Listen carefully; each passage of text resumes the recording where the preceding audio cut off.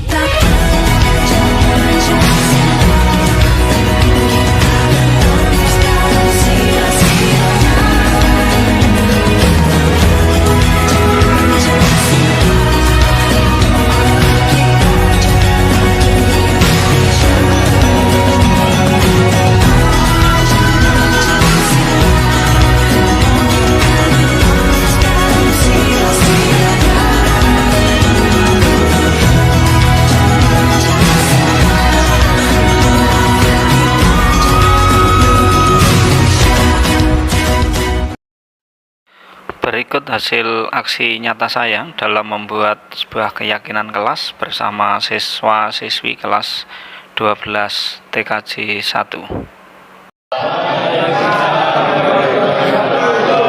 Selamat pagi anak-anak semuanya. Oke, sehat semuanya? Nah, hari ini masuk semua?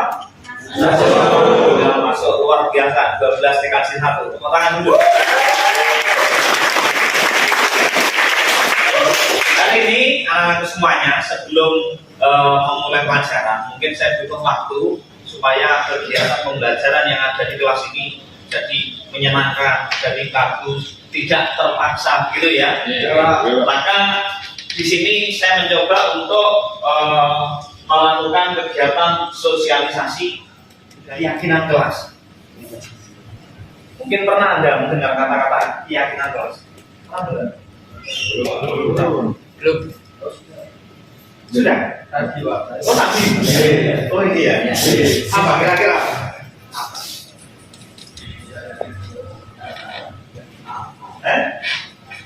Jadi keyakinan itu sebuah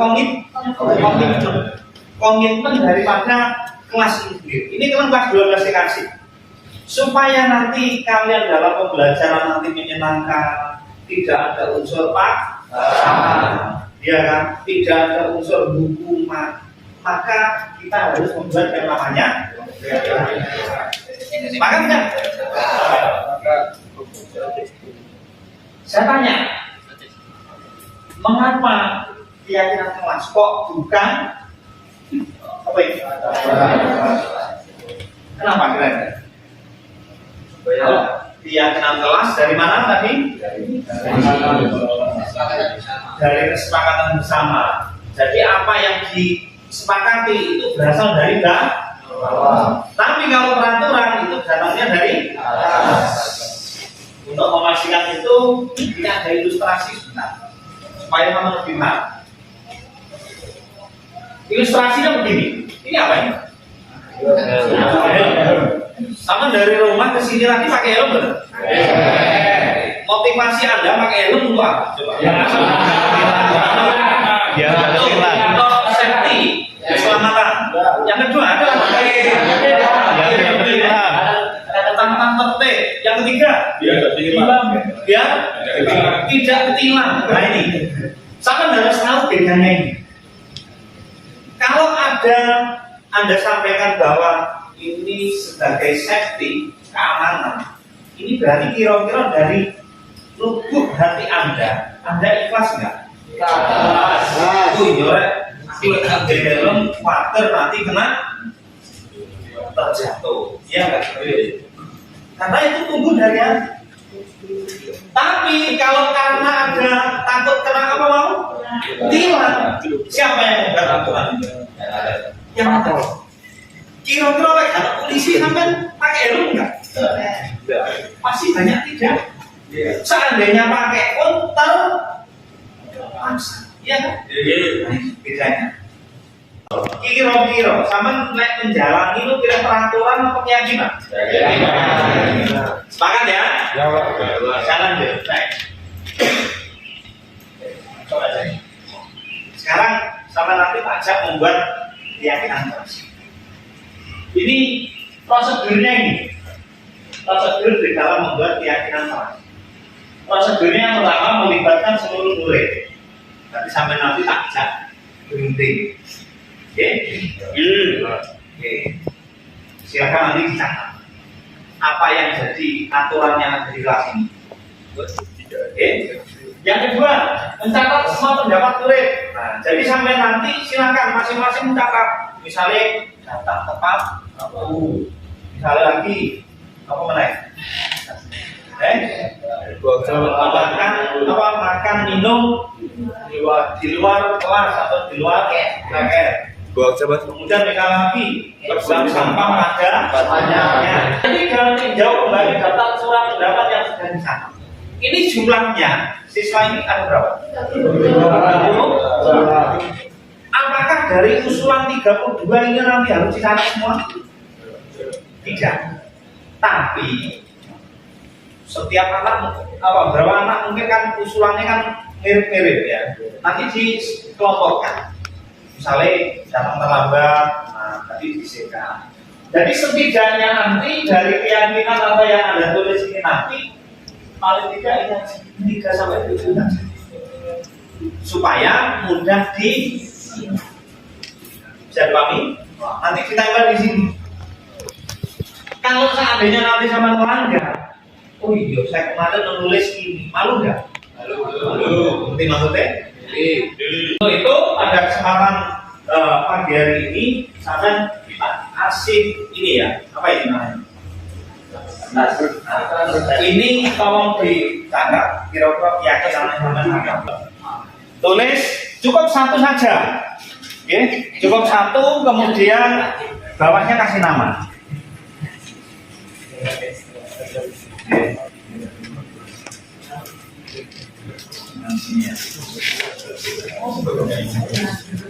Kan ini ya.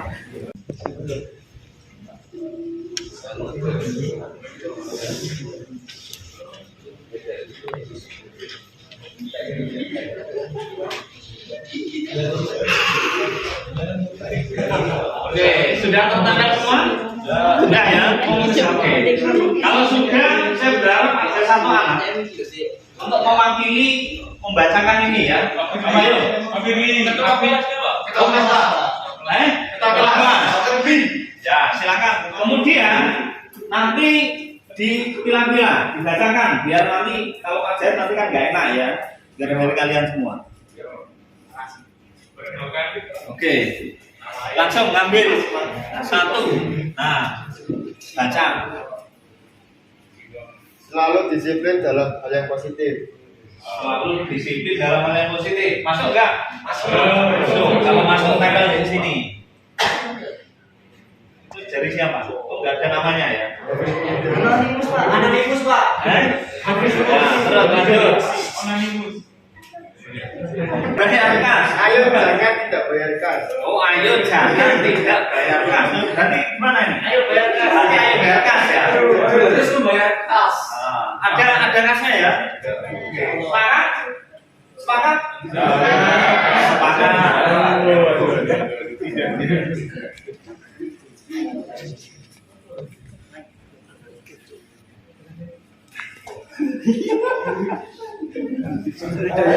Enggak ikut kelas pusat 100 kali. Semangat betul? Semangat betul? Ini masalahnya hukuman, ada hukuman fisik ya. Lebih baik nggak usah ya. Sama aja.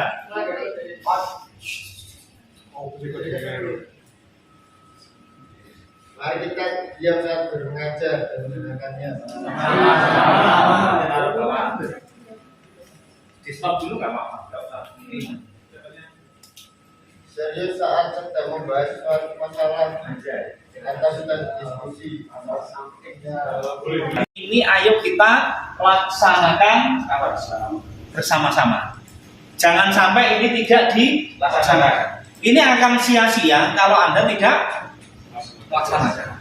Ini adalah usulan dari kalian semua. Bukan usulan dari sekolah loh ya, tapi usulan dari kawan. Ternyata usulan kalian semua ini hasilnya luar biasa. Tepuk tangan dulu. Berikut hasil sosialisasi budaya positif modul 1.4 yang saya lakukan di SMK Negeri 3 Jombang bersama Bapak Ibu Dewan Guru. Assalamualaikum warahmatullahi wabarakatuh. Yang terhormat Bapak Kepala Sekolah SMK Negeri 3 Jombang, yang saya hormati Bapak Jayat Eskom Calabur Penggerak Angkatan 7, yang terhormat Bapak Ibu peserta sosialisasi diseminasi aksi nyata budaya positif. Saya ucapkan selamat pagi dan selamat datang di acara sosialisasi dan diseminasi aksi nyata budaya positif. Pada pagi hari ini dan kesempatan di pagi hari ini di tanggal 25 Januari 2023 kita akan melaksanakan acara sosialisasi dan diseminasi aksi nyata budaya positif. Kita panjatkan puji syukur kehadirat Allah SWT yang telah memberikan rahmat dan berkahnya sehingga pada hari ini kita dapat berkumpul pada acara di pagi hari ini. Salawat serta salam senantiasa tercurahkan kepada Nabi Muhammad SAW serta keluarga beliau dan para sahabat. Hadirin sekalian, untuk susunan acara saya akan sampaikan yang pertama yaitu pembukaan, menyanyikan lagu Indonesia Raya, sambutan kepala sekolah, dan inti acara yaitu sosialisasi dan diseminasi aksi nyata budaya positif oleh Bapak Jayat Eskom. Untuk yang pertama, marilah kita awali dengan membaca bacaan basmalah.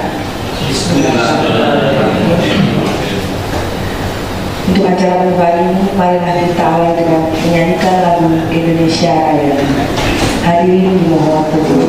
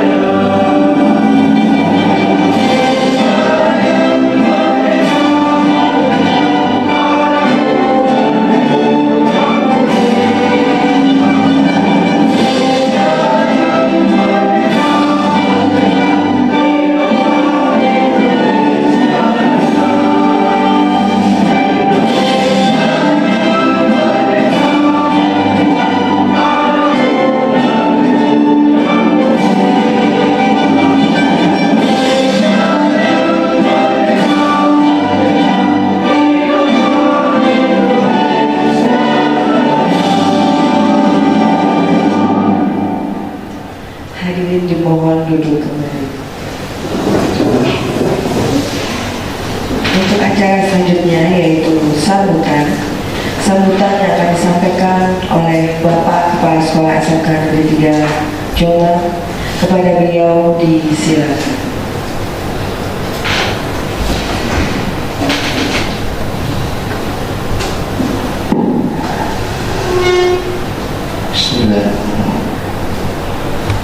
Assalamualaikum warahmatullahi wabarakatuh.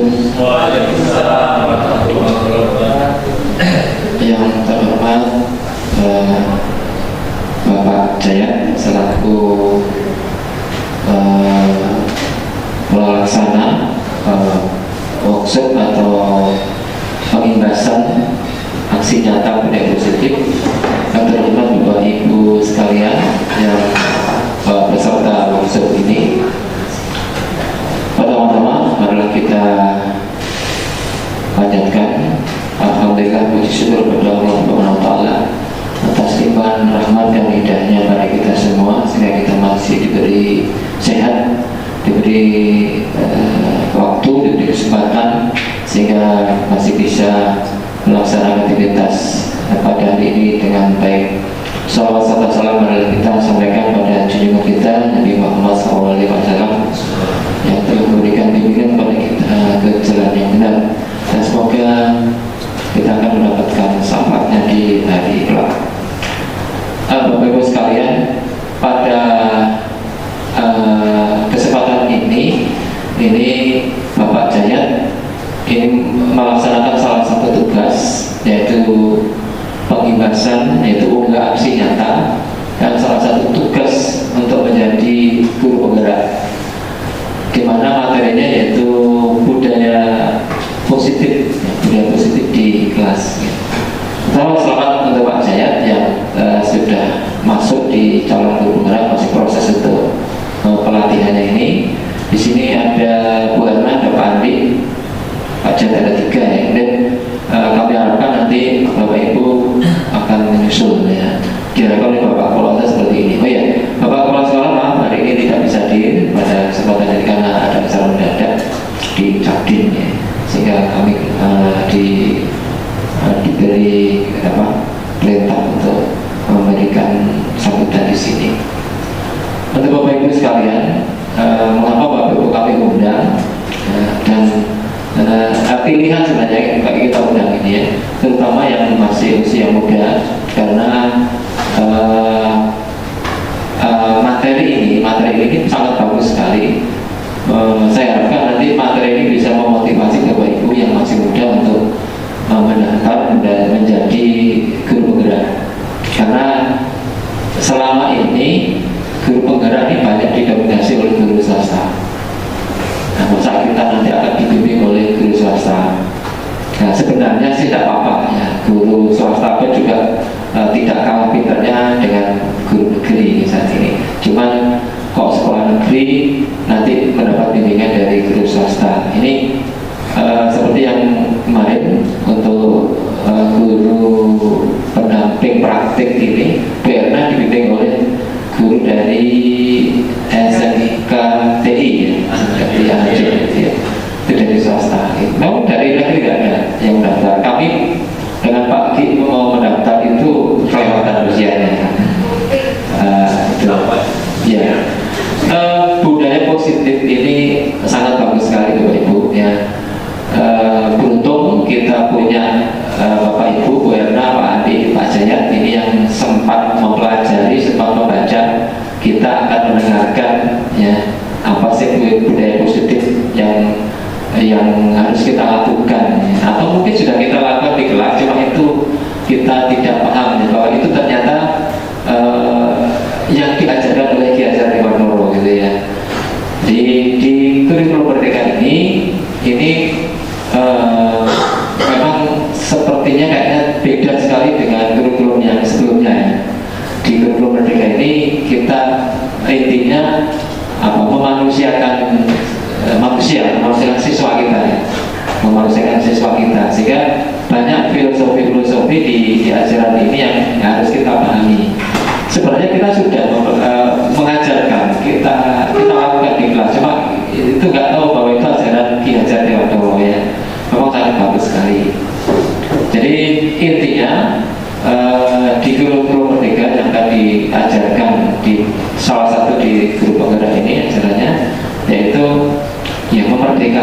memerdekakan murid kita.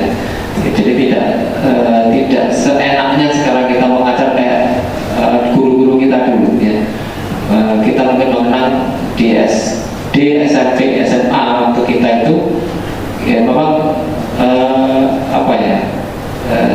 kayaknya guru-guru kita ini memaksa kita ya, apa istilahnya itu ya sangat keras gitu mendidik kita ya. Tapi ya ada untungnya kita menjadi kita seperti ini gitu ya. Seandainya kita nggak diajar diktator lah istilahnya ya, diktator seperti itu mungkin kita juga nggak bisa jadi seperti ini ya.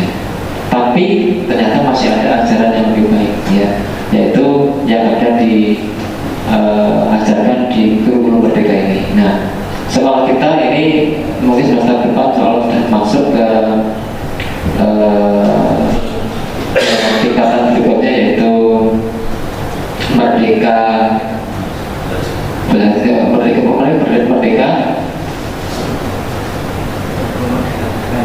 mengajar. Kemarin ke tingkatan kedua ya. Masih mandiri Nah, tingkatan kedua ini kita langsung menginjak ke tingkatan yang kedua ya. Ini sudah penuh menggunakan guru-guru merdeka. Jadi saya kira itu Bapak Ibu sekalian, terima kasih atas kehadiran Bapak Ibu. Kami harapkan nanti Bapak Ibu yang masih muda ini untuk mendaftar menjadi guru penggerak ya. Nanti kita lihat apa sih isinya sebenarnya ajaran di guru merdeka ini. Memang sebenarnya tidak ada guru muda, guru yang usia seperti saya Pak Samsul ini ya perlu tahu oh pengajarnya harusnya seperti itu ya, lebih enak seperti itu gitu ya. Tidak memaksakan ya, tidak diktator ya istilahnya. Tapi mungkin saat ini sudah tidak banyak yang guru seperti itu ya, sudah mulai berubah. Termasuk di guru ini ajaran-ajarannya juga bagus, dari filosofinya Genjar dan Toro, Ngarso Sumtulodo, Matio Bangkarso Tuturi yang itu ya.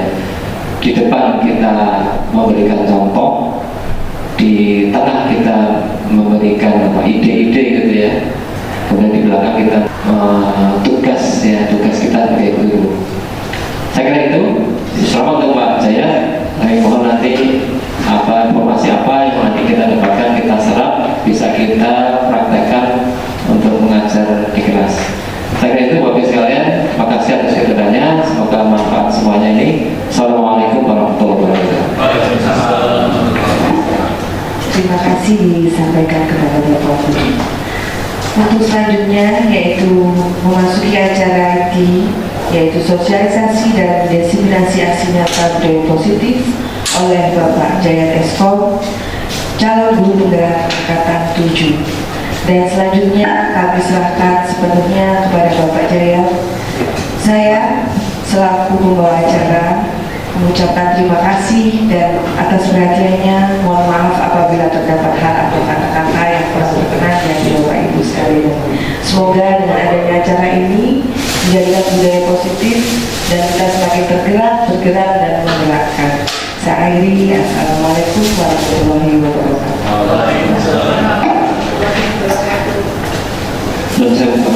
Saya sambil terima ya. Assalamualaikum warahmatullahi wabarakatuh. Bismillahirrahmanirrahim. Alhamdulillahirrahmanirrahim. Assalatu wassalamu ala asrafil anbiya'i wal mursalin nabiyina wa maulana Muhammadin wa ala alihi wa sahbihi ajma'in. Yang terhormat Bapak Kepala SMK Negeri 3 Jombang, Bapak Dr. Andes Hasanuddin, Magister Manajemen Pendidikan. Yang kami hormati pula Bapak Ibu Wakasek, Wakil Kepala Sekolah SMK Negeri 3 Jombang, dan yang kami hormati pula Bapak Ibu Dewan Guru SMK Negeri 3 Jombang yang berbahagia. Syukur alhamdulillah pada pagi setengah siang, alhamdulillah kita masih dipertemukan di ruang aula 2 ini dalam rangka sosialisasi budaya positif di SMK Negeri 3 Jombang ini. Bapak Ibu hadirin yang kami hormati, nuwun sewu, sebenarnya saya kurang pantas Pak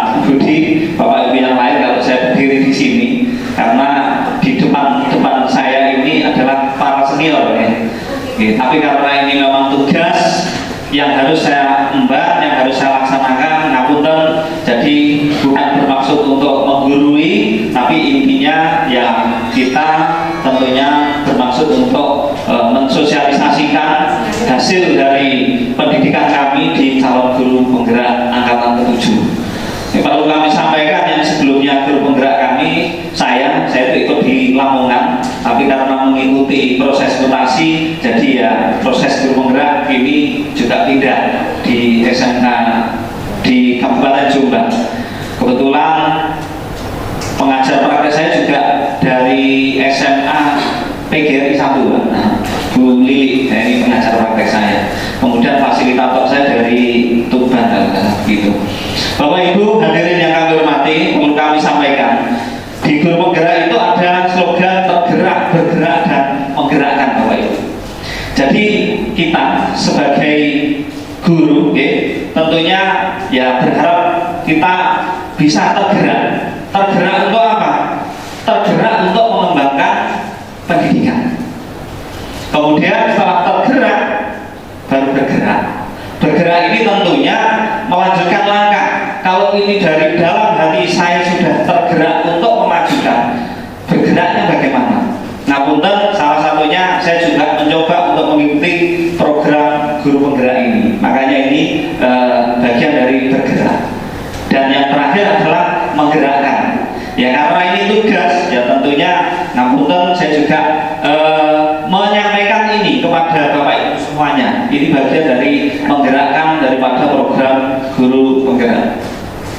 Bapak Ibu hadirin yang kami hormati, seperti yang disampaikan di awal tadi, materinya adalah materi budaya positif, Bapak Ibu. Mungkin Bapak Ibu sudah tidak asing lagi dengan kata budaya positif. Kira-kira menurut Bapak Ibu nopo budaya positif ini? Kebiasaan yang baik. Nopo Bu Ipa gitu kan? Kebiasaan yang baik. Jadi budaya positif ini adalah salah satu kebiasaan yang baik. Suatu kebiasaan yang bernilai positif, ini namanya budaya positif. Di dalamnya mengandung sejumlah kegiatan yang mampu menumbuhkan karakter peserta didik ke arah yang positif. Seluruh agenda kegiatan sivitas yang ada di SMK Negeri 3 Jombang ini nanti bermuaranya adalah untuk kepentingan murid. Jadi selama kegiatan yang ada di SMK Negeri 3 Jombang ini bagus, inilah namanya kaitannya dengan kegiatan budaya positif. Tentunya budaya positif ini sudah tercatat sebenarnya, kalau sesuai dengan arah dan maksudnya itu sudah tercatat di visi misi. Kan juga ada Pak Budi sudah jelas yang sudah tercatat di visi misi itu. Ini terkait dengan pembahasan budaya positif. Kemudian Bapak Ibu yang kami hormati, secara umum tujuan dari kegiatan desiminasi ini adalah yang pertama, guru dapat memahami konsep pendidikan menurut Ki Hajar Dewantara yang dihubungkan dengan konsep budaya, lingkungan, sekolah yang berpihak pada murid. Ini Bapak Ibu. Jadi untuk kegiatan yang ada di sekolah, ya karena kita itu guru, ya tentunya kalau tidak ada murid juga nggak bisa. Makanya di sini keberpihakannya kepada murid. Kemudian yang kedua, guru dapat mengevaluasi dan refleksi tentang praktek budaya positif dalam pendidikan untuk menciptakan murid yang sesuai dengan profil pelajar Pancasila. Belum tentu ngapunten seperti saya, mungkin ngajar saya itu juga banyak kurang pas, kita kira. Insya Allah kalau Bapak Ibu, insya Allah sambut nih. Jadi kita perlu mengevaluasi, ternyata sudah sesuai atau belum apa yang saya lakukan setiap hari ini, kira-kira begitu. Sudah sesuai dengan profil pelajar Pancasila atau belum? Kemudian yang ketiga, guru dapat memahami perannya, yaitu untuk membangun budaya positif dengan menerapkan disiplin positif. Jadi Bapak Ibu yang ada di sini dan pada umumnya di SMK Negeri 3 Jombang ini juga juga harus berperan aktif, harus ikut andil di dalam menerapkan kegiatan yang namanya disiplin positif. Begitu Bapak Ibu. Nah, ini filosofi daripada Ki Hajar Dewantara, Bapak Ki Hajar Dewantara menyampaikan bahwa tujuan pendidikan menuntun segala kodrat yang ada pada murid agar mereka dapat mencapai keselamatan dan kebahagiaan yang setinggi-tingginya sebagai manusia maupun sebagai anggota masyarakat.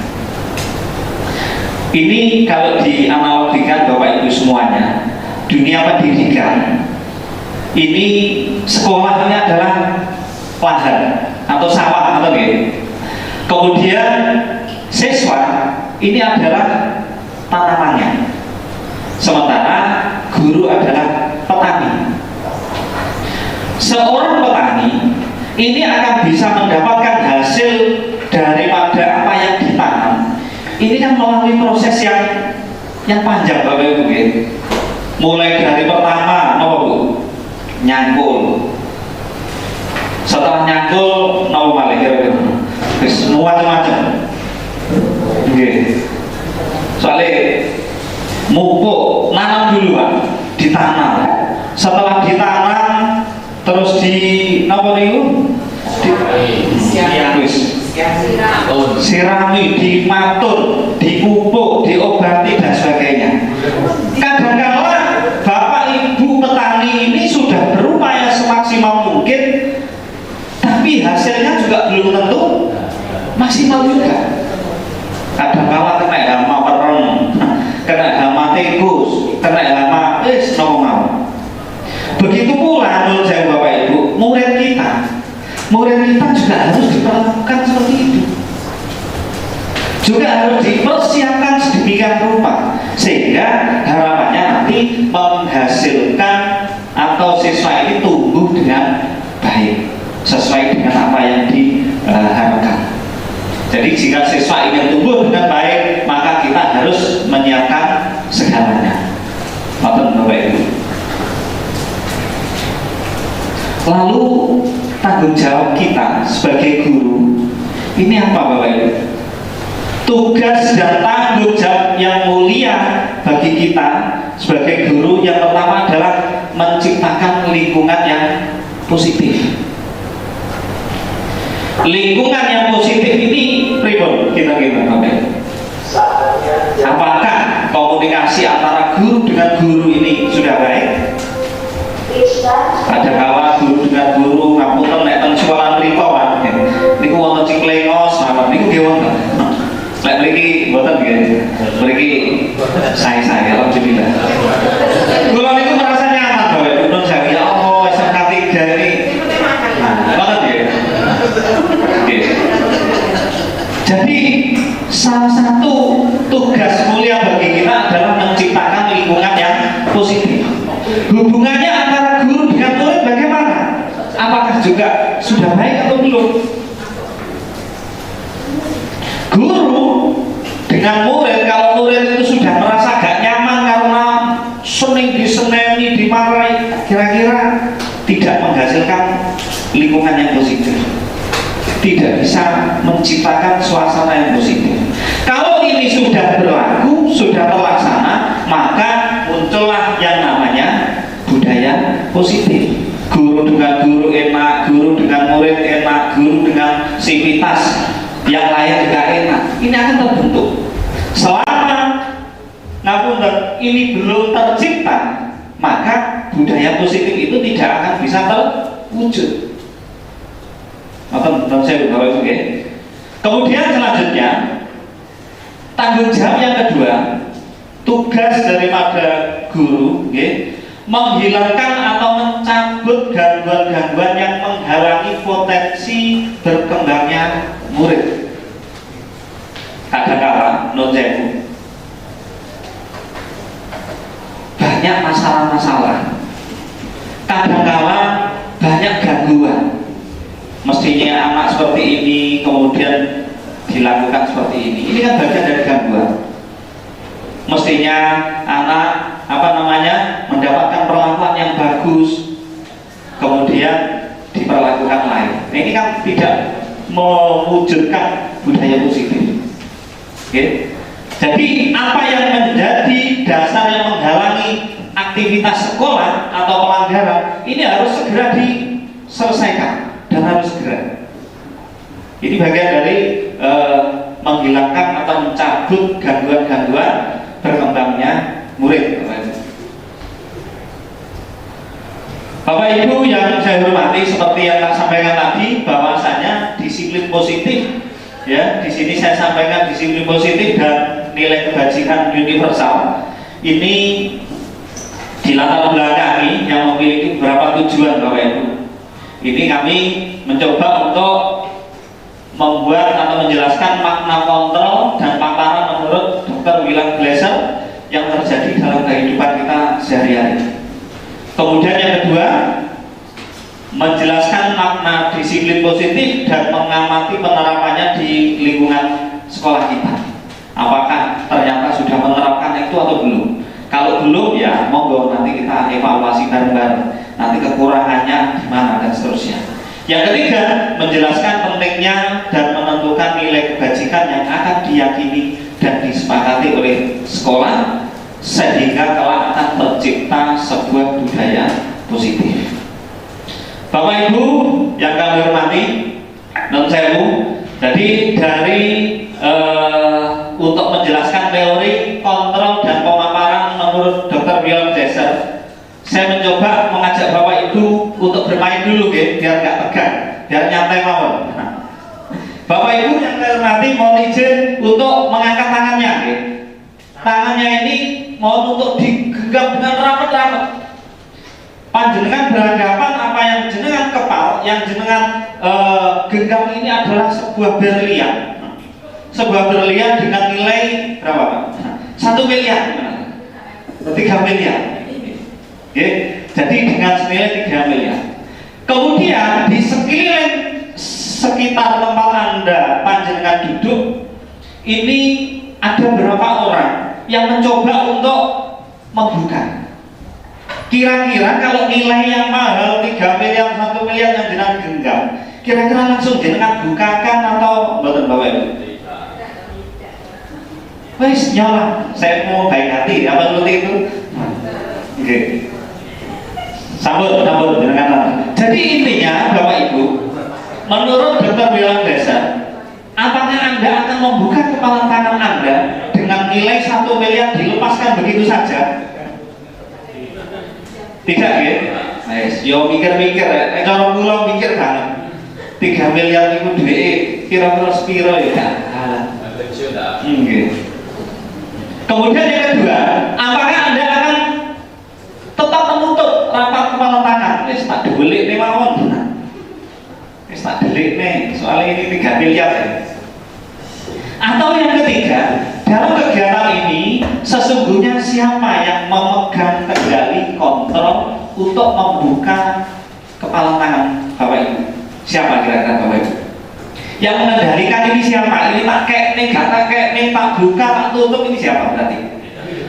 Tentunya adalah diri kita sendiri. Ini makna daripada ini tadi Bapak Ibu, okay? Makna dari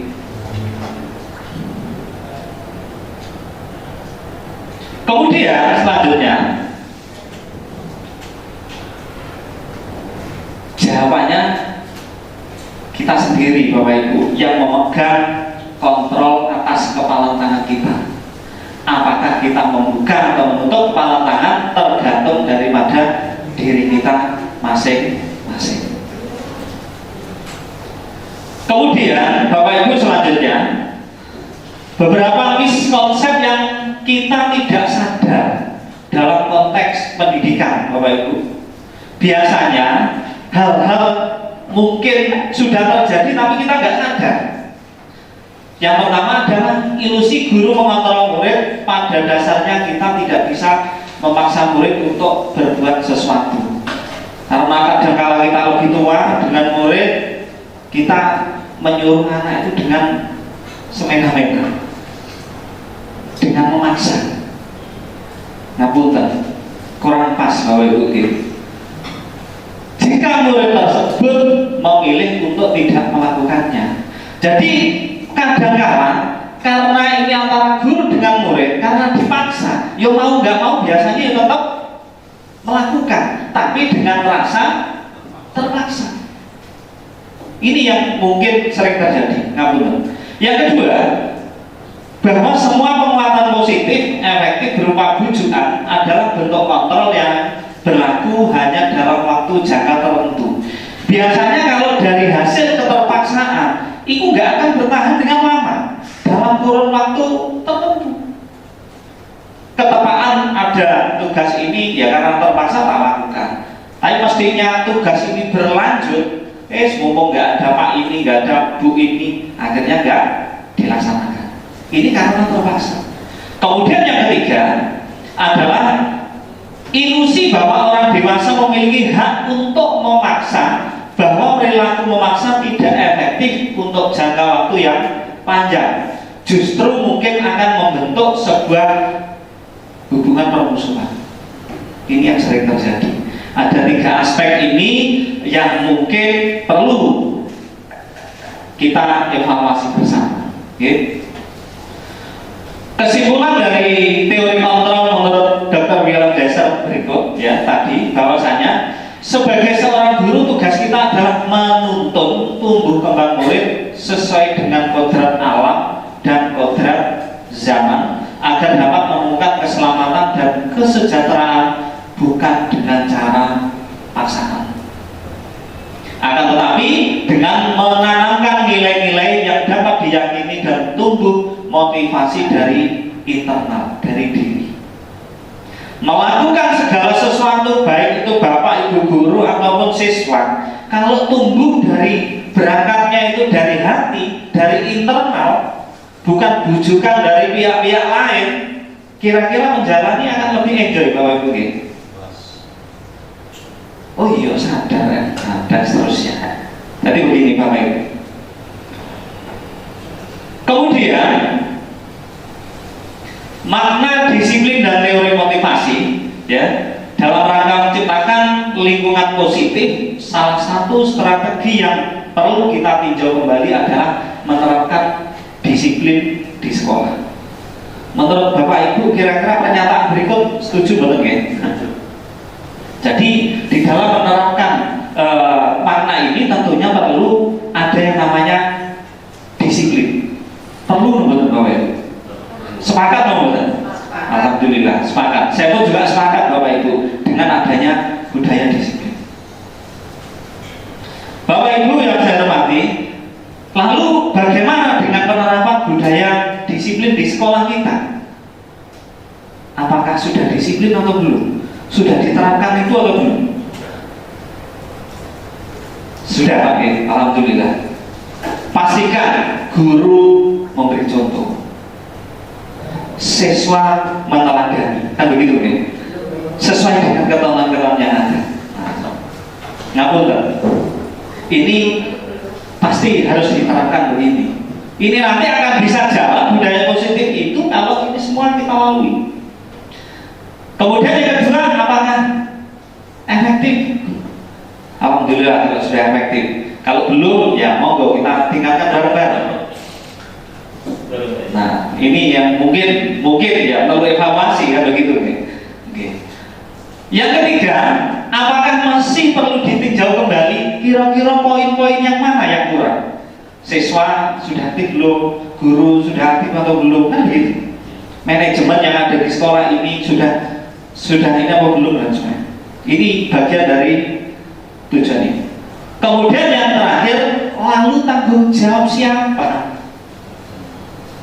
Apakah Pak Istianto ya? Apakah mengakses kesiswaan saja?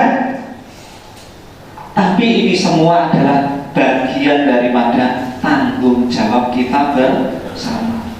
Maka kesiswaan tidak akan mungkin bisa jalan sendiri tanpa bantuan dari Bapak Ibu semua. Saya dulu juga pernah Bapak Ibu di Pakis gitu ya. Wah, di awal itu memang berat kan. Saya tuh ya Allah beginilah. Ini kalau di sekolah sana, kalau sini insya Allah alhamdulillah saya amati jalan bagus, ya. Alhamdulillah. Bapak Ibu yang saya hormati, tadi disinggung mengenai disiplin ya. Kita ketika mendengar kata disiplin, apa yang terbayang di benak Bapak Ibu semua kira-kira? Mematuhi peraturan. Apa malih? Kita apa? Datang tepat waktu, ya. Memakai seragam sesuai dengan ketentuan dan seterusnya. Ini adalah bagian dari disiplin. Namun Bapak Ibu semuanya, kita di dalam menerapkan disiplin ini memang berat. Karena apa yang sudah jadi ketentuan ini belum tentu sebanyak ini anak ini akan menerapkan peraturan yang ada itu. Tapi kita sebagai guru sebisa mungkin hindari yang namanya hukuman. Kalau dulu zaman saya sekolah itu disowan apa Pak? Penggaris itu sudah biasa. Salah. Ngapun tak motor sampai sekarang pun siapa yang nyamblek hari apa kira-kira kalau dia sih apa? Karena apa?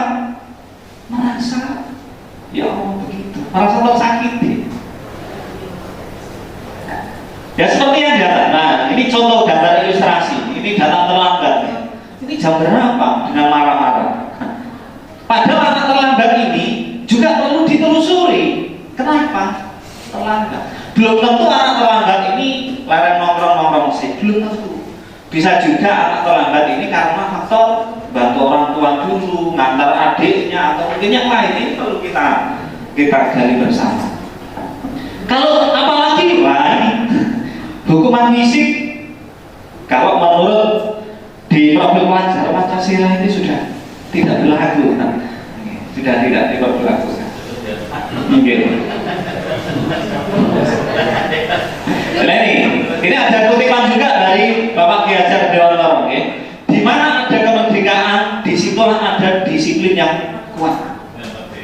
Sesungguhnya disiplin itu bersifat self disiplin, yaitu kita sendiri yang mewajibkan dengan sekeras-kerasnya. Ini pernyataan dari Bapak Ki Hajar Dewantara kita.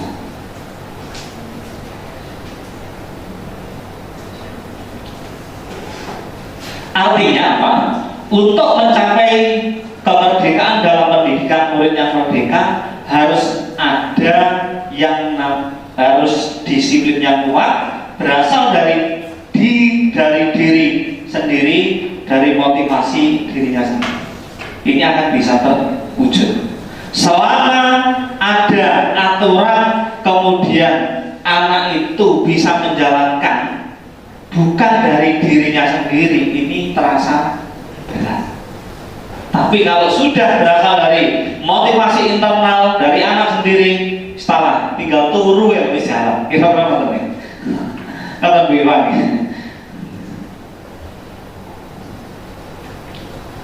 Nah ini teori motivasi dan hukuman menurut Dayan Gosen Bapak Ibu dalam bukunya Restriction School Discipline menyatakan ada 3 motivasi perilaku manusia. Ini umumnya ini. Yang pertama adalah menghindari ketidaknyamanan. Orang disiplin kadang-kala ya mergo medilek hukum. Kepeksa. Ini sering terjadi. Waduh, Pak Kasangnya semoga. Waduh, ada Pak Sugi, ada Pak Budi. Kemudian yang kedua, akan mau bekerja, mau berjalan, menerapkan kegiatannya. Kalau yang kedua apa? Mendapatkan imbalan, mendapatkan reward, dapat sanjungan.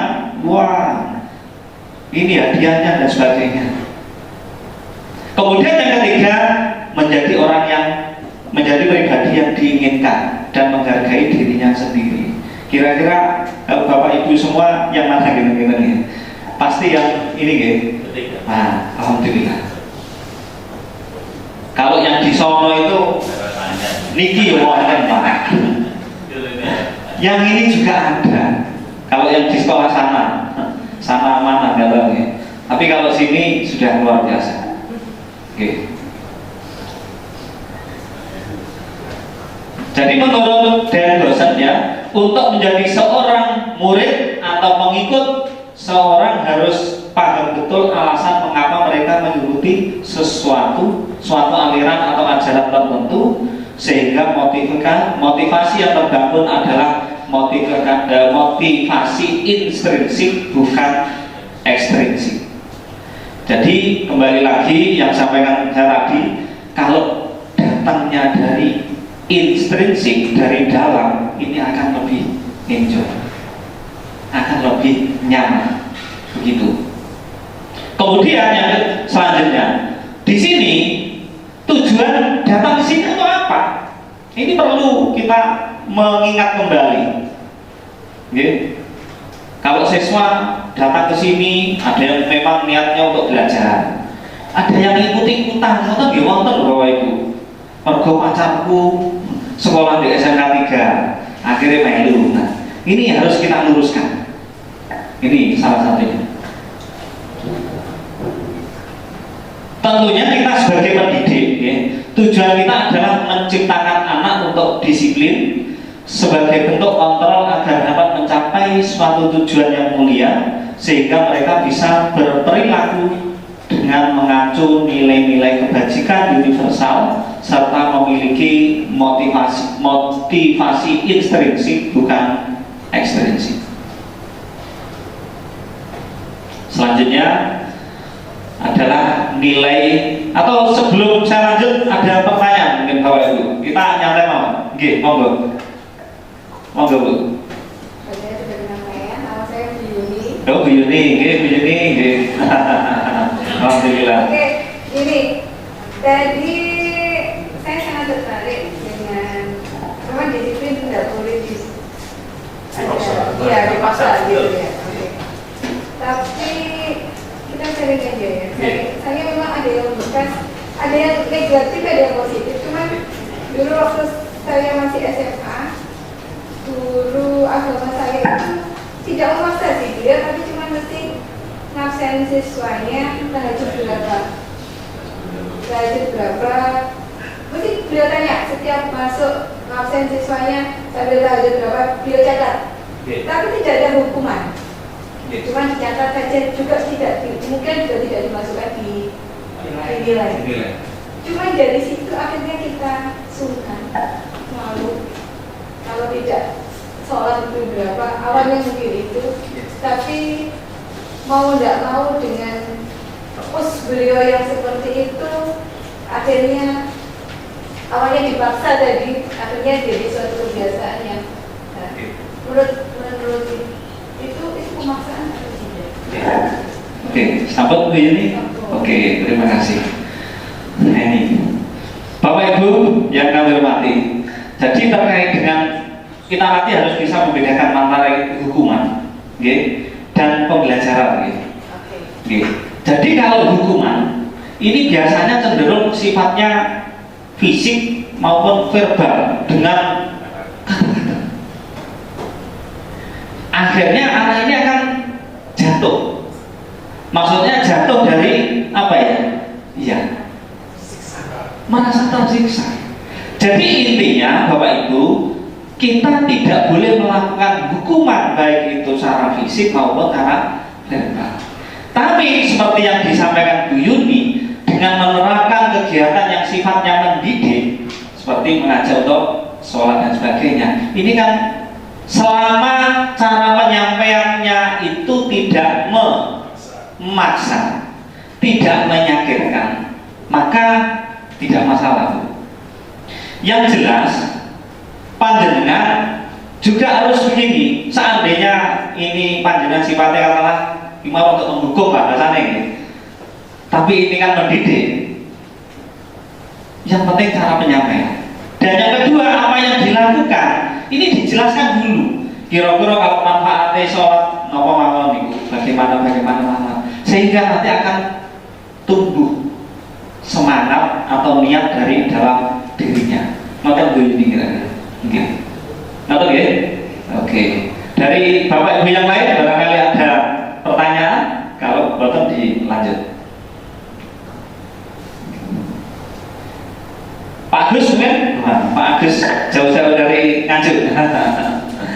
Oke. Terumik, monggo. Oke. Nama saya Pak Agus. Biasanya gini Pak, kalau ada anak dukung, mungkin di beberapa sekolah ya, dukung secara fisik. Tapi kalau nggak dukung secara fisik, anak nggak disiplin Pak. Dan itu bagaimana solusinya? Oke. Buat Bapak Su. Oke. Memang kita sebagai guru, apalagi sebagai mungkin kayak Pak Is, tim ketertiban, wah, memang rasanya itu luar biasa. Satu sisi ini legal, kadang namanya kalau sudah di lapangan itu kan berbeda Pak ya, dengan di ruangan-ruangan seperti ini. Kalau di lapangan itu ibaratnya apa yang ada itu begitu. Jadi gini Pak, jadi memang makanya tadi sudah disampaikan bahwa kurangi yang namanya mana tadi? Sebisa mungkin selama kita ada alternatif lain, mari kita hindari ini. Okay? Makanya dengan supaya nanti tidak muncul yang namanya pelanggaran, itu kita harus membuat sebuah keyakinan. Soalnya nanti setelah materi ini kan ada materi antara peraturan dan keyakinan Bapak Ibu. Nanti muncullah segitiga restitusi dan sebagainya. Jadi apa yang disampaikan Pak Agus ya ini memang berat, tapi kita harus sebisa mungkin untuk menghindari ini Pak Agus. Ya kalau dulu gini kok digepok, dikompus itu sudah hal biasa. Ketemu Pak Agus ya. Nanti lanjutnya jalan di belakang. Sahabat Bapak Ibu lanjut lagi atau masih ada? Oke. Oke, monggo. Pertanyaan saya sederhana, Pak Jaya sudah 2 bulan ya? 1 bulan? Mulai 1 bulan belum genap. 1 bulan. Apa selain positif yang belum ada di SMK kayak ini perlu ditanyakan? Waduh, ini yang berat. Kan ngomong budaya positif yang belum kita terapkan di sini. Nah ini saya yang repot ini Bu. Oke. Ngapunten, ini ngapunten ya, sekali lagi saya minta maaf. Oke. Mungkin salah satunya adalah yang saya tahu. Bapak Ibu guru kan.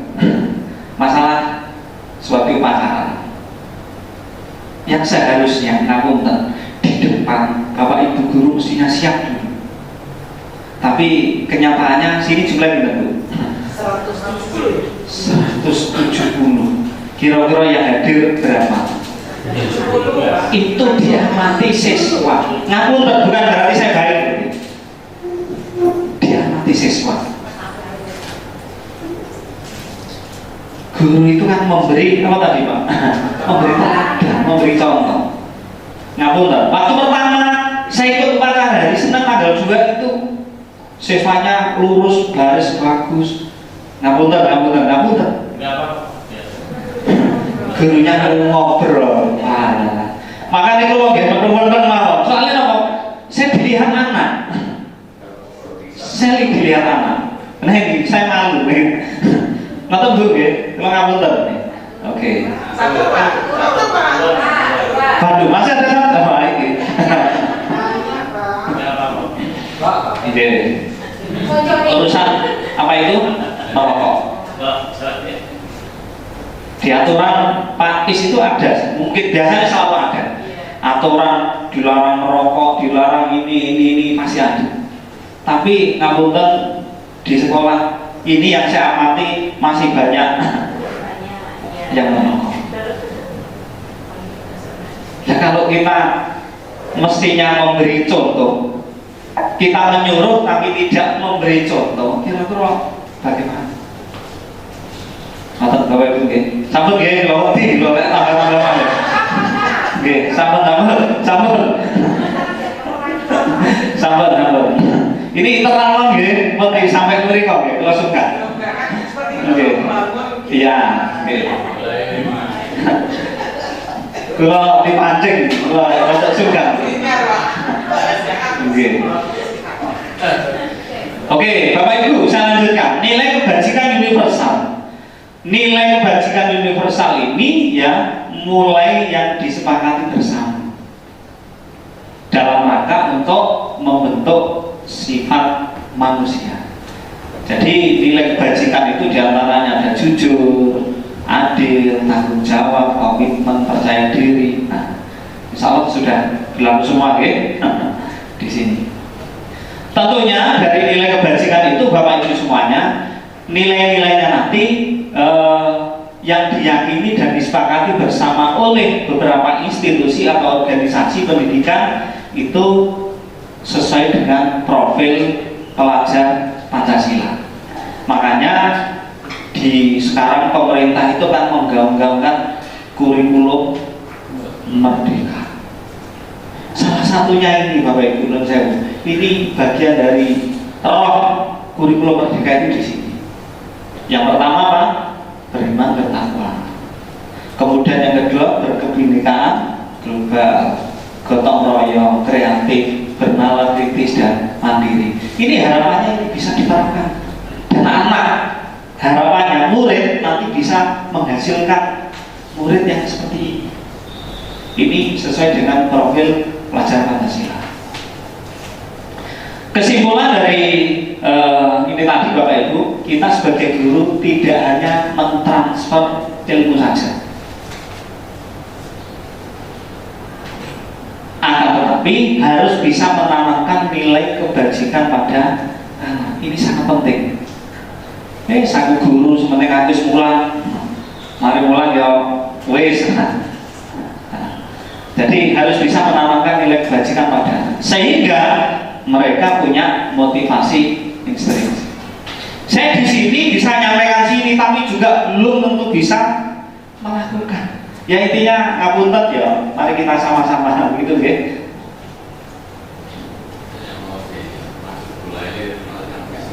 Oh yang ini Mas. Sajane nggih, cuma kula suka nanti terus nggih. Nggih. Atau nggih? Selanjutnya tentang keyakinan kelas, Bapak Ibu. Bapak Ibu sampun boten sudah familiar dengan bahasa keyakinan kelas ini. Napa kita napa Bu? Keyakinan, Janji bersama. kesepakatan, janji bersama. Napa Bu? Harapannya. Nah, ini betul sekali. Nah, kenapa kok bukan peraturan, tapi kita membuat yang namanya keyakinan? Karena dari siswa untuk siswa dan oleh siswa. Kalau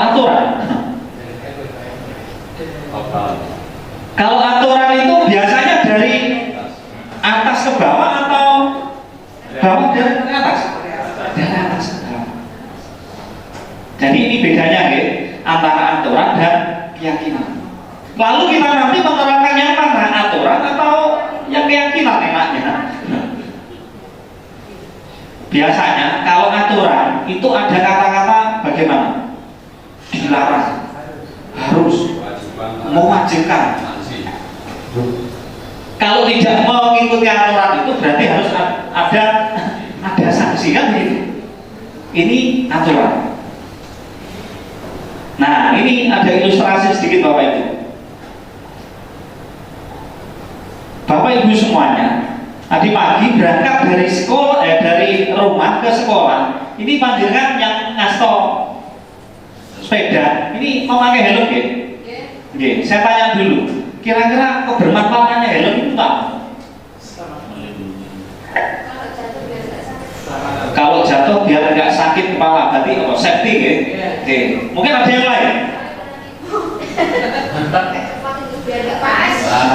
Biar jilbabnya nggak cepot. Biar nopo malih. Nopo? Peraturan lalu lintas biar nggak ke tilang. Yo bener ya. Inilah bedanya antara peraturan dan keyakinan. Kalau peraturan ini tumbuh dari atas. Kalau tidak memakai helm, wah saya nanti kena tilang. seandainya nggak ada polisi, kira-kira jenengan pakai helm apa enggak? Pakai. Seandainya tanpa memikirkan yang kedua, safety tadi. Itu pakai gini panas. Gini. Guru ya. Yo laras Pak. Gini. Terus nonton. Tapi kalau keyakinan, oh iya aku lek gak gawe kuwatir sirahku iku kepanasan. Kuwatir iku jatuh. Nah ini kan tumbuh dari diri. Walaupun nggak ada polisi sama polisi, kalau tumbuh dari keyakinan, ya karena untuk mengamankan diri, ya tetap saya pakai, kan begitu nih. Tapi kalau tumbuhnya itu mergo, khawatir kena tilang, karena polisi, Bismillah, belalah karena teman, alhamdulillah. Sebenarnya balik di mana ya? Kira-kira kan apa? Ini kalau tumbuh dari ilustrasi yang kedua, ini Bapak Ibu, yang kemarin. Apa ini? Masker. Dengan adanya pandemi Covid, pemerintah membuat aturan-aturan yang luar biasa. Peraturan daerah untuk memakai masker. Oke. Nah di sini tentunya ada yang sadar, ada yang tidak sadar. Mergo aturan pakai masker. Soalnya kalau nggak pakai masker di denda. Artinya kalau di situ muncul kondisi seperti itu, orang memakai masker pun berarti ya karena terpaksa. Tapi kalau memang tumbuh dari dalam diri, oh iya, kondisi virus membahayakan. Kanan kiri kita banyak yang terpapar. Akhirnya ini kan tumbuh dari dalam. Akhirnya memakailah masker seperti Bapak saat ini. Nah, ini luar biasa. Pak Asad. Ini kan tumbuh dari dalam. Walaupun sebenarnya sudah Pak ya. Sudah dicabut ya. Tapi untuk keamanan luar biasa. Nah ini. Itu listriknya habis pakai. Oh gitu ya.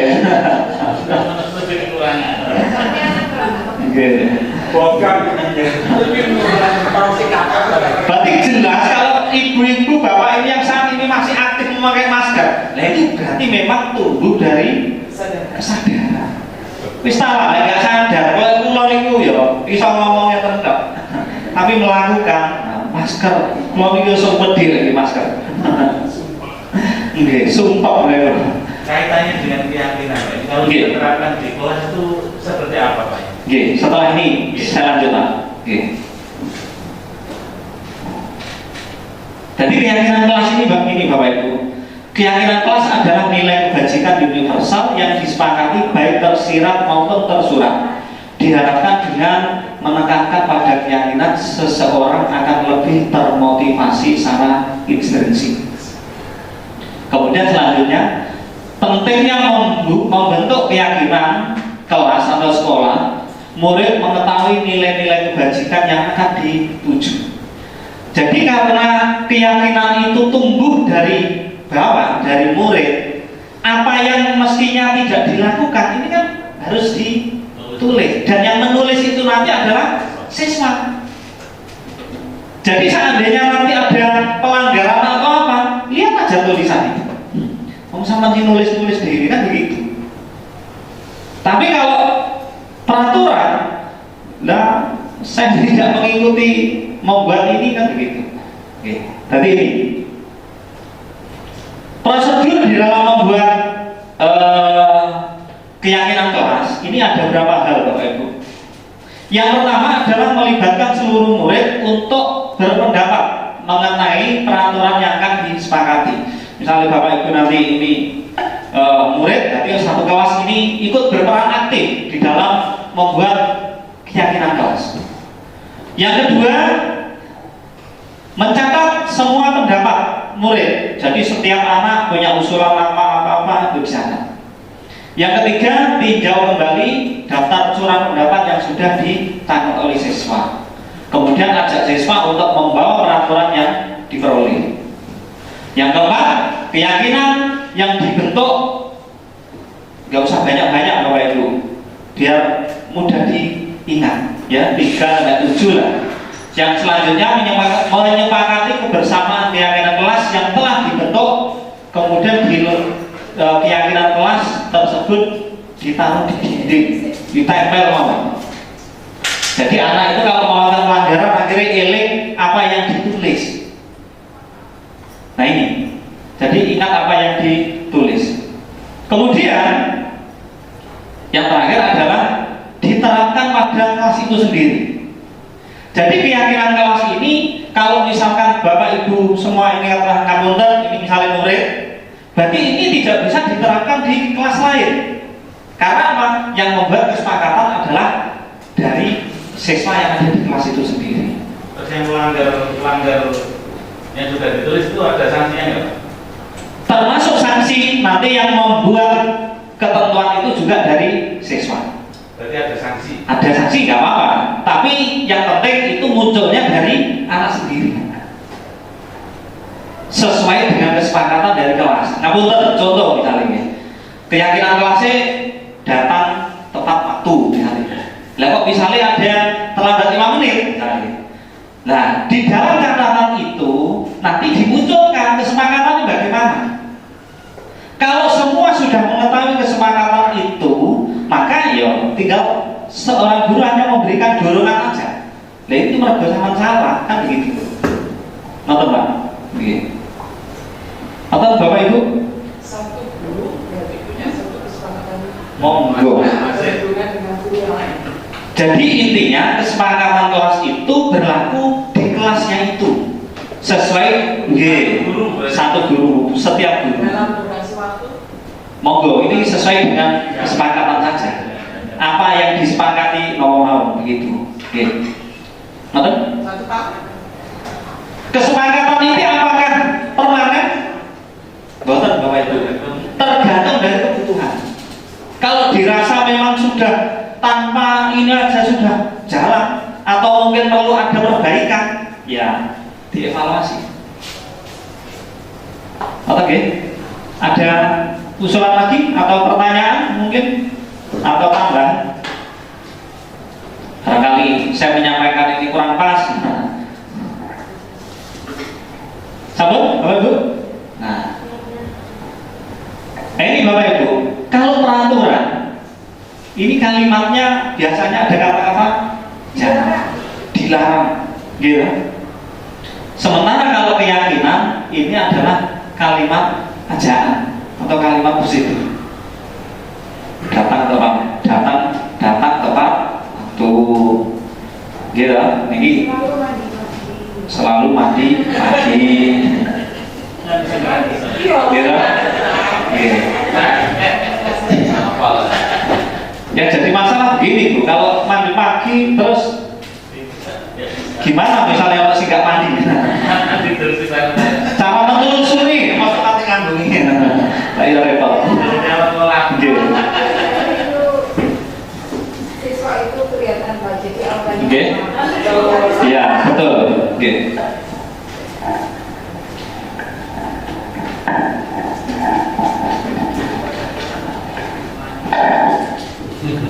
Non sewu Bapak Ibu, terkait dengan kesepakatan kelas ini, kita mencoba untuk praktek sebentar nih. Buat apa ya? Iya. Pilih Pak. Monggo. Kuning jangan nanti. Pilih apa? Monggo. Untuk Kuning kasih hijau.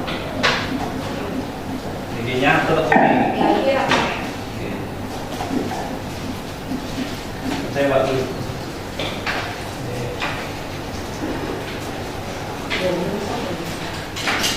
Bahkan kelas. Lah kalau Siji kesepakatan oh yang ini. masih lah. Dari sih ganti guru. Nanti dulu. Punten ya. Hari itu ya. Gambar. Bersama kali.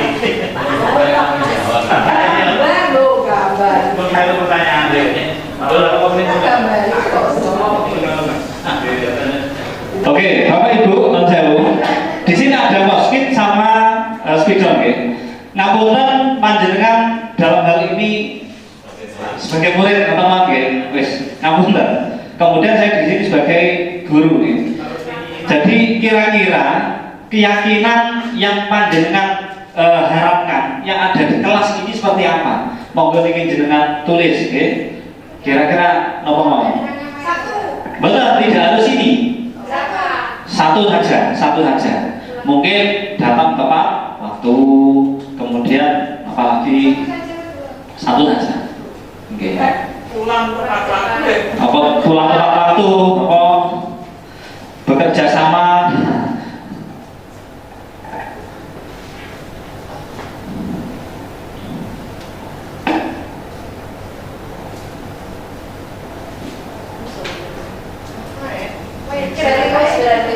Pun gedung-gedung Bapak Ibu, nyata mawon, pun mikir teman-teman.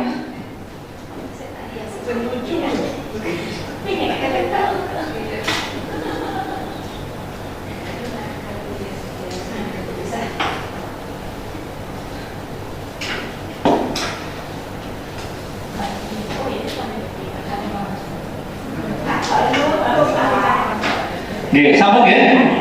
Oke. Ngapunten nek sampun mau izin bisa ditempel mriki Bapak Ibu nggih. Ditempel mawon. Nggih. Monggo. Ditempel mawon. Nggih.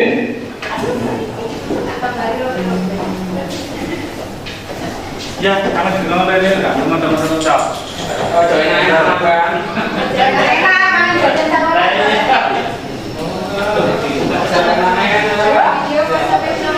Yang belakang sudah ada video. Oke, boleh.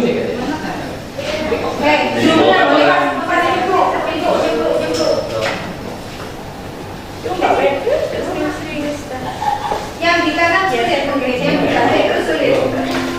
Namanya di kafe. Iya. Soalnya enggak apa.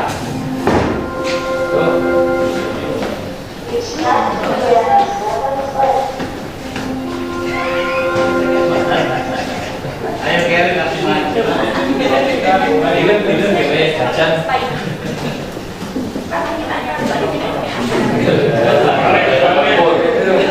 Sampun siap lagi Pak.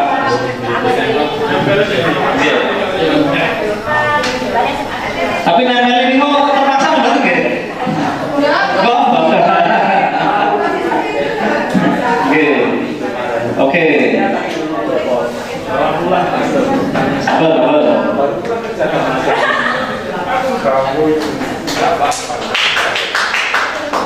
Ini contoh Bapak Ibu, ini proses. Jadi kalau anak ini sudah menuliskan apa yang ditulis, katakanlah jumlah siswa itu ada 36. Kira-kira apakah sebanyak 36 ini nanti akan ditulis semua? Tidak Bapak Ibu. Tentunya ini nanti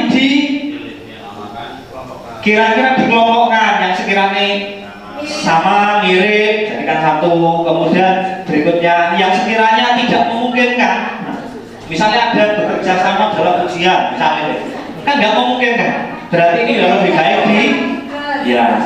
Jadi prosesnya Bapak Ibu ditulis, kemudian ditempelkan apa-apa, kemudian setelah itu dipilih. Setelah dipilih, anak-anak disuruh untuk menulis kesimpulannya, menuliskan ulang kira-kira yang disepakati itu yang mana. Ini terkait dengan di dalam membuat keyakinan kelas. Atau Bapak Ibu, kira-kira ada usulan atau pertanyaan? Bisa dilanjut? Untuk spidol, kalau anunya mau Bu, ngapunten, hanya daun spidol. Sering-sering Pak ya. Oh, sering-sering. Oke. Oke, prima. Termasuk setelah itu kan mungkin siswa tidak melakukan sanksi. Oke. Termasuk setelah itu kita bahas kalau pelanggaran sanksinya. Oke. Betul. Enggak mau ada sanksi, enggak apa. Sanksi yang penting tumbuh dari bawah. Jadi misalkan nanti sudah mendapatkan 7 lah atau 5 keyakinan kelas yang yang disetujui, nanti sanksi ini dibahas bareng-bareng. Kira-kira apa begitu. Nggih. Apakah nih Pak? Nggih. Mungkin dari masing-masing guru kan punya nanti punya kesepakatan dengan siswa. Apakah dari beberapa guru tidak bisa kita satukan sehingga nanti bisa menjadi keyakinan secara umum. Nggih. Bisa dilakukan, bisa aja sebenarnya Pak. Tapi nek menurut lo orang fokus karena karakternya ini berbeda-beda. Anak itu kan heterogen sekarang ini. Enggak, maksudnya itu gini. PKP atau Yang bukan bukan itu berlaku untuk beberapa kelas, tapi satu kesepakatan berlaku untuk beberapa guru. Nggih. hanya TKJ 1 bisa diubah. Nggih. Oke, jadi kembali lagi intinya karakter anak kan berbeda-beda. Tapi pada umumnya biasanya apa yang disepakati ini kan masih dalam koridor yang nilai-nilai umum. Biasanya kan umum, nggak apa-apa. Tapi yang penting tugasnya Bapak Ibu semua, anak-anak itu dilibatkan. Jangan sampai ini kita membuat keyakinan di sini, kemudian di sana tiba-tiba menerima keyakinan itu yang nggak boleh. Jadi waktu itu kan mungkin saya sudah buat keyakinan, terus sudah diambil kesimpulan, ditulis. Nah, itu kan terpampang di kelas. Nah, guru pengajar lain baca itu. Kemudian beliaunya juga mengambil itu, ini kita terapkan untuk saya. Ya, selama itu sesuai nggak ada masalah. Selama sesuai dengan karakternya guru berarti ya. Oke, karakternya guru juga. Soalnya kadang-kala guru wes masa terlambat 5 menit gak apa-apa kok le, ngono ya ono. Iya kan? Ngoten Bapak Ibu nggih. Oke, kata Pak Beli nggih. Oke. Sampun kira-kira? Nggih. Setiap guru bisa berkeyakinan sendiri, sepakat sendiri oleh guru dan kelasnya. Tapi beda-beda. Betul. Bu Yuni dengan saya mungkin beda. Beda. Oke. Oke. Kalau ini berlaku hanya Bu Yuni dan semuanya, sementara Pak Budi, Pak Khairul nggih Pak Khairul nggak ikut membuat, sajane aku ya gak cocok kami mergo. Nah, akhirnya kan gitu. Atau oke. Oke. Kemudian bentuk sanksi itu seperti apa? Tadi hukumannya nggak boleh. Nggih. Apa seperti nyanyi atau mungkin yang monggo nggak ada masalah. Yang penting selama itu betul tidak memudahkan. Pembelajaran. Sifatnya pembelajaran. Itu ngapal jus apa? Pakai helm mau Nggih.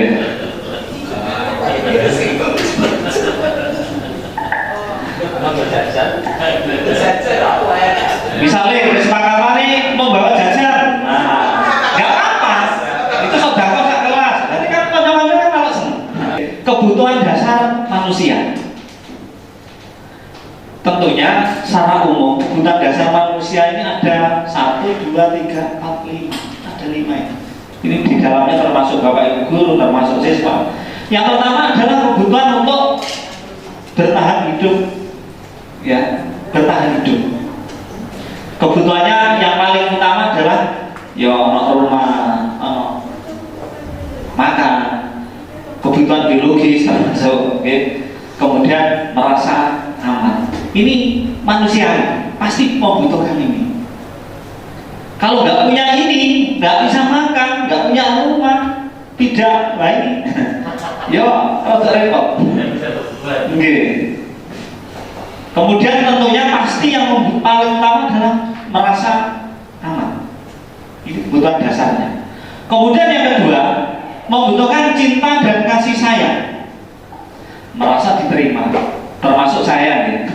Saya di sini kan guru baru. Saya juga membutuhkan rasa diterima. Alhamdulillah Bapak Ibu semua welcome semua. Terima kasih. Saya bangga banget. Okay. Kemudian keinginan tetap berinteraksi dengan orang lain. Jadi nggak mungkin sebagai manusia itu hidupnya sendiri tanpa orang lain. Tidak mungkin.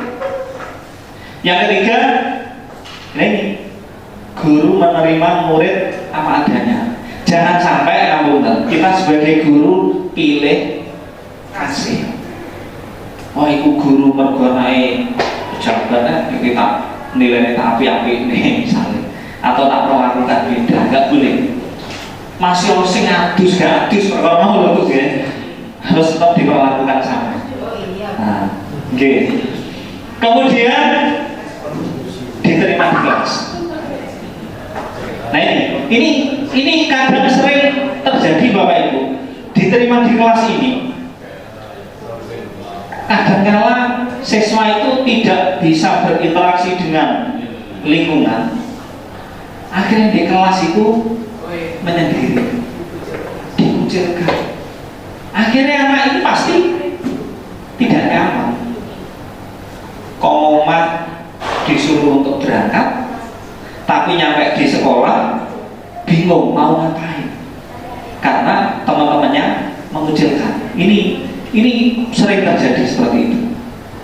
Kalau di sekolah sini betul nggih? Oh, ada juga. Nah, tugas kita sebagai guru yang harus menetralkan ini semua. Jangan sampai tumbuh mengucilkan. Kemudian jangan sampai guru tidak menerima dan sebagainya. Yang ketiga, kebutuhan dasarnya adalah kebebasan. Murid diberi kesempatan akan pilihan. Jangan selalu wis pokok iki. Nonton ya. Contohnya pripun Bapak Ibu misalnya. Nah, murid diberi kesempatan akan pilihan. Sama misalnya ya, isok datang tepat waktu misalnya, atau apa jenis terlambat tapi ada konsekuensi yang disepakati tadi. Ini kan bagian dari memilih. Kemudian selanjutnya metode mengajar yang bervariasi. Nah ini di dalam kita mengajar baik guru tentunya harus memiliki variasi biar nggak monoton. Kalau monoton tentunya anak pun juga pasti akan bosan. Pastikan pembelajaran itu menyenangkan. Kemudian metode mengajarnya yang berdiferensiasi, beraneka ragam. Kemudian yang selanjutnya adalah kebutuhannya adalah kesenangan, fun, buat suasana di kelas itu menyenangkan. Pastikan ini menyenangkan. Jangan sampai panjenengan datang dari rumah membawa masalah ya, pergo mambengi tukar sampai bojo di sekolah atau utut.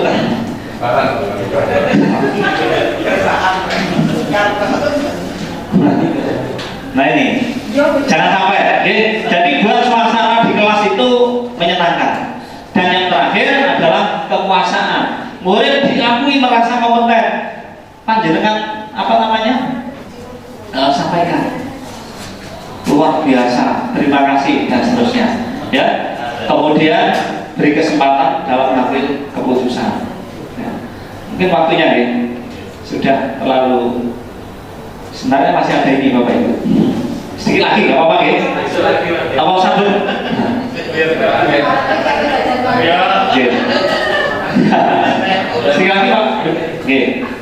Selanjutnya adalah segitiga restitusi. Ini yang terakhir Bapak Ibu.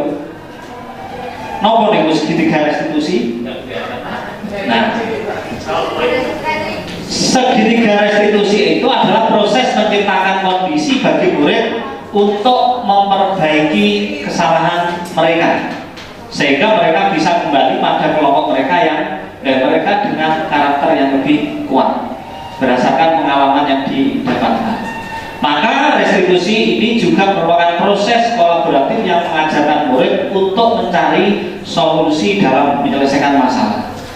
Di dalam melaksanakan segitiga restitusi ini ada 3 jenis atau 3 langkah yang harus diambil Bapak Ibu. Yang pertama adalah menstabilkan identitas. Contohnya buat menstabilkan identitas itu, misalnya ada anak yang biasanya misalnya biasanya terlambat. Maka tugas kita sebagai guru berarti memanggil. Setelah memanggil, menanyakan kira-kira masalah apa sama terlambat ini di dalam penelusuran. Itu namanya identitas, menstabilkan identitas. Yang kedua, validasi tindakan yang salah. Maksudnya bagaimana? Di depan kan sudah membuat sebuah keyakinan kelas. Jadi tugas kita sebagai guru itu apa ya? Menyampaikan. Berarti sampai salah atau benar. Padahal keyakinan yang disepakati seperti ini, begitu. Kemudian yang ketiga, menanyakan keyakinan.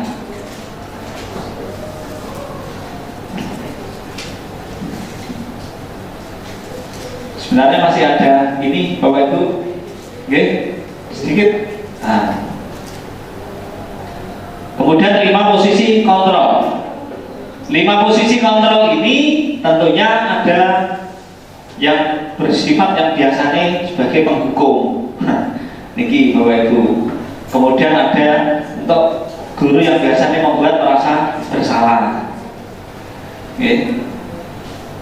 Jadi kalau penghukum, seorang penghukum biasanya menggunakan hukuman fisik yang maupun verbal. Guru itu tipenya kan macam-macam, mau sebenarnya hukuman, kata-kata dan seterusnya. Kemudian ada juga guru yang biasanya membuat merasa bersalah bagi muridnya. Okay. Pada posisi ini biasanya guru akan bersuara lebih lembut. Okay. Contoh nih, nah, ibu sangat kecewa sekali. Nah itu kerosok ya. Walaupun lembut tapi, nah gitu ya. Okay. Berapa kali ibu harus memberi tahu kamu ya? Oke. Kemudian ada guru yang sebagai teman, ayo bantulah. Demi Bapak ya. Ayo ingat tidak bantuan Bapak selama ini. Mungkin. Dan yang selanjutnya pemantau ya. Peraturannya apa? Kan sudah ditentukan. Ini contoh. Apa yang telah kamu lakukan? Ini guru sebagai pemantau. Dan yang terakhir adalah sebagai manajer. Manajer adalah posisi di mana guru berbuat sesuatu bersama dengan murid, mempersilahkan murid agar dapat mempertanggungjawabkan perilakunya. Ini kira-kira pada posisi yang mana Bapak Ibu? Yang kelima ya. Nah, bukan penghukum, bukan hanya memantau, bukan hanya ini Pak. Oke. Terima kasih. Oke, terima kasih banyak Bapak Ibu semuanya atas waktunya yang sudah meluangkan waktunya. Mudah-mudahan sedikit pemaparan ini nanti bisa berdampak pada terutama SMK Negeri 3 Jombang. Terima kasih. Saya akhiri dulu. Assalamualaikum warahmatullahi wabarakatuh.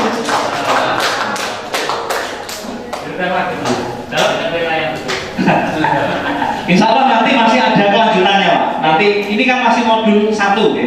Nanti ada 2, 3 sampai 4. Ya. Insya Allah masih lama. Terima kasih.